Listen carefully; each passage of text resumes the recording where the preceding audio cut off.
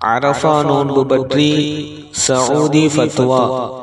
அரஃபா நோன்பு நாட்டுக்கு நாடு வித்தியாசப்படுமா என்று சவுதி அறிஞர் சாலிஹ் அல் உதைமீன் அவர்களிடம் கேட்கப்பட்ட போது அவர்கள் கூறிய பதில்: நாட்டுக்கு நாடு பிறை வித்தியாசப்படுகிறதா இல்லையா?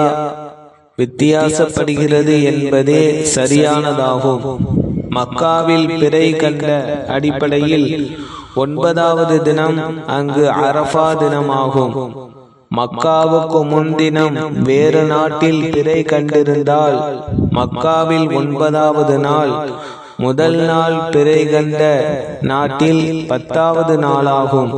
10வது நாள் நோன்பு பிடிக்க கூடாத நாள், ஏனென்றால் அது பெருநாள் தினமாகும்.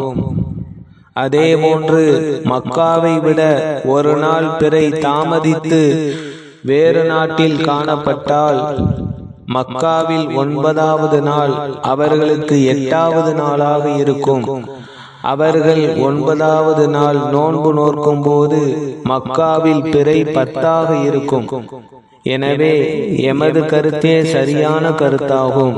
ஏனென்றால் நபி ஸல்லல்லாஹு அலைஹி வஸல்லம் அவர்கள் கூறினார்கள்: பிறையை பார்த்து நோன்பு பிடியுங்கள், பிறையை பார்த்து நோன்பை விடுங்கள்.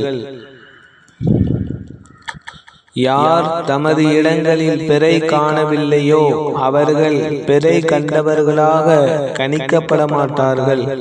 அதேபோல் மக்கள் சூரிய உதயத்தையும் சூரிய அஸ்தமனத்தையும் அவரவர்கள் நாட்டுக்கு ஏற்ப கணிப்பதில் ஏகோபித்த கருத்தில் உள்ளனர். மாதத்தை கணிப்பதும் நேரத்தை கணிப்பது போன்ற ஒன்றுதான். அல்லாஹ் மிக அறிந்தவன் என்று பதில் கூறினார்கள்.